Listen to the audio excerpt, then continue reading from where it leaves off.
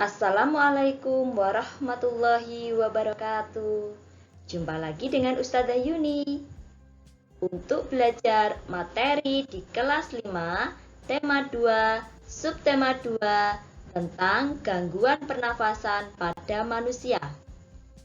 Setelah kita belajar organ pernafasan manusia dan proses pernafasan manusia, kini saatnya kita belajar tentang gangguan atau penyakit pada organ pernafasan manusia.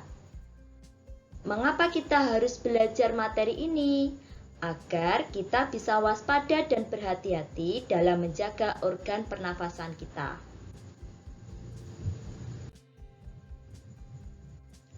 Semua makhluk hidup bernafas, tidak terkecuali manusia. Bernafas merupakan aktivitas yang kita lakukan tanpa sadar. Proses pernafasan manusia dimulai dari menghirup oksigen, melakukan pertukaran dengan karbon dioksida di paru-paru, lalu dikeluarkan bersama dengan uap air lewat rongga hidung. Walaupun prosesnya sama di tiap manusia, rupanya terdapat beberapa faktor yang dapat mempengaruhi frekuensi pernafasan pada manusia. Faktor-faktor yang mempengaruhi pernafasan manusia antara lain usia, aktivitas, jenis kelamin, suhu tubuh, dan posisi tubuh. Usia. Jika kita perhatikan, bayi memiliki frekuensi pernafasan yang lebih cepat dibandingkan dengan orang dewasa. Hal ini disebabkan karena bayi masih berada dalam masa pertumbuhan dan perkembangan, sehingga membutuhkan energi yang lebih banyak untuk mendukung tumbuh kembangnya. Aktivitas. Semakin berat aktivitas seseorang, maka frekuensi pernafasannya pun akan semakin meningkat. Gunanya adalah untuk memasok energi yang dibutuhkan untuk mendukung aktivitas tersebut. Jenis kelamin. Jenis kelamin juga memiliki pengaruh terhadap frekuensi pernafasan pada manusia.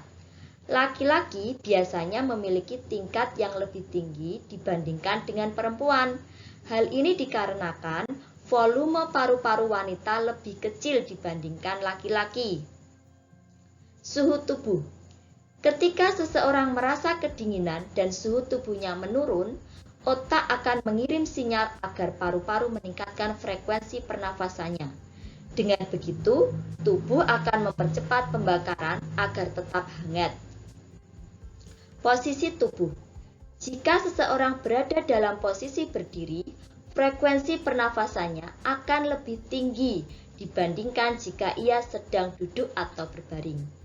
Hal ini terjadi karena ketika ia berdiri, tubuh memerlukan energi yang lebih besar untuk menjaga agar tetap seimbang, sehingga frekuensi pernafasan ditingkatkan untuk memenuhi kebutuhan energi tersebut.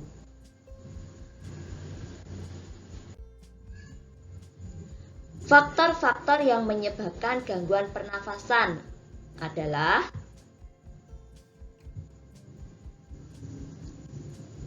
yang pertama, infeksi mikroorganisme. Infeksi mikroorganisme dapat menyebabkan berbagai penyakit pada sistem pernafasan, misalnya tuberkulosis atau kita kenal dengan istilah TBC. Yang kedua, polusi udara. Makin banyaknya kendaraan bermotor dan pabrik mengakibatkan udara menjadi tercemar. Udara yang tercemar jika kita hirup dapat mengganggu organ pernafasan. Yang ketiga yaitu pola hidup tidak sehat, seperti merokok. Merokok adalah penyebab utama terjadinya berbagai penyakit sistem pernafasan, seperti kanker dan emfisema. Yang keempat yaitu faktor keturunan. Ada beberapa gangguan pernafasan yang sifatnya diturunkan, misalnya asma. Orang tua yang punya riwayat penyakit asma, kemungkinan besar anak-anaknya juga memiliki penyakit asma. Yang kelima yaitu usia. Usia juga menjadi penyebab gangguan sistem pernafasan, karena dengan meningkatnya usia, semakin berkurang pula kemampuan organ dalam sistem pernafasan.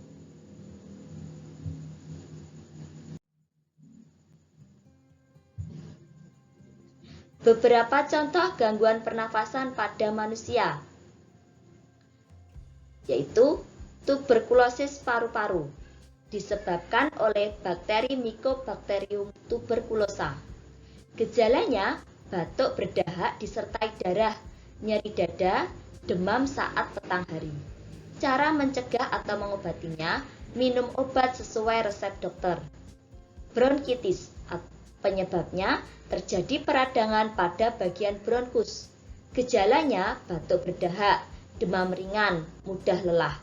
Cara mengobatinya, minum obat sesuai resep dokter, istirahat cukup, makan makanan bergizi.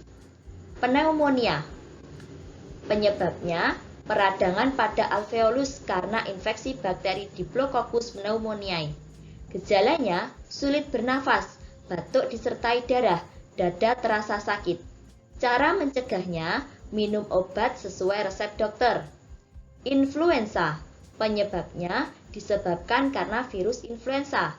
Gejalanya demam, sakit kepala, batuk, tenggorokan terasa sakit, hidung berair.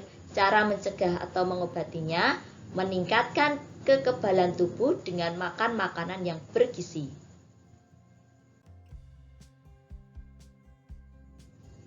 Asma, penyebabnya penyempitan saluran pernafasan. Gejala, dada terasa sesak, batuk, napas terasa berat. Cara mencegah atau mengobati, diberikan inhaler. Emfisema, penyebabnya terjadi kerusakan pada alveolus. Gejala, batuk berdahak, demam ringan, mudah lelah. Cara mengobati, minum obat sesuai resep dokter, menghindari asap rokok, pola hidup sehat, dan olahraga teratur. Kanker paru-paru, penyebabnya tumbuhnya sel kanker dalam jaringan paru-paru. Gejala, sulit bernafas, batuk disertai darah, dada terasa sakit. Cara mencegah atau mengobati dengan kemoterapi dan radioterapi. Tonsilitis, penyebabnya peradangan pada amandel atau tonsil karena virus influenza. Gejala, demam, sakit kepala, batuk, tenggorokan terasa sakit, hidung berair. Cara mencegah atau mengobati, minum obat sesuai dengan resep dokter, mengkonsumsi makanan atau minuman yang bersih.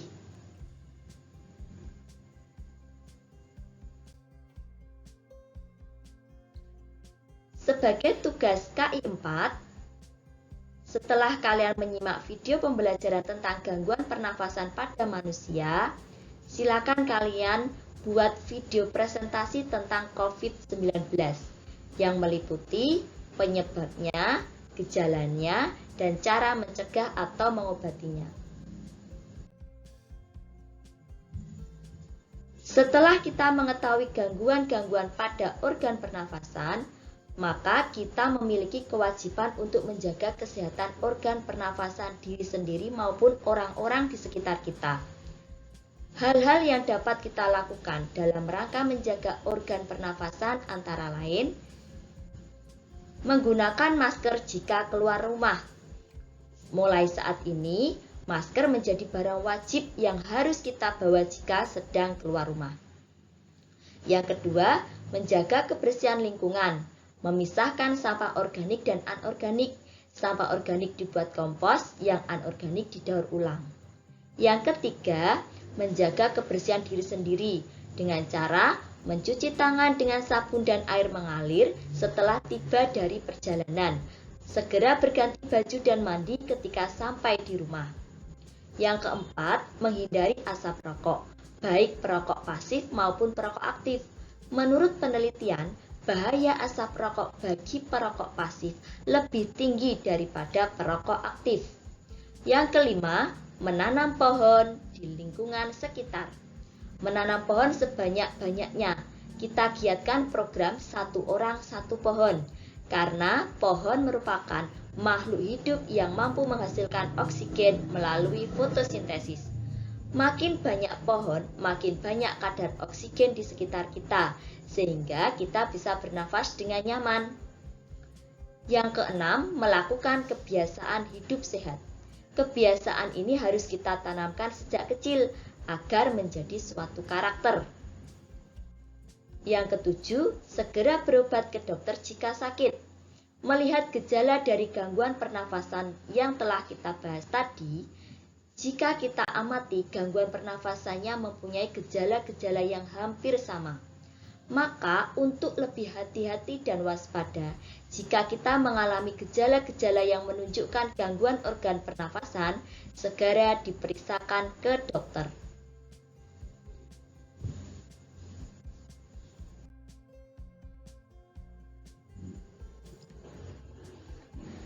Demikian tadi penjelasan Ustadzah tentang gangguan sistem pernafasan. Semoga kita terhindar dari segala macam gangguan organ pernafasan. Dan semoga pandemi COVID-19 segera berakhir sehingga kita bisa beraktivitas di luar rumah dengan nyaman dan tenang. Terima kasih sudah menyimak video pembelajaran ini. Jangan lupa komen ya. Tetap semangat belajar dari rumah. Wassalamualaikum warahmatullahi wabarakatuh.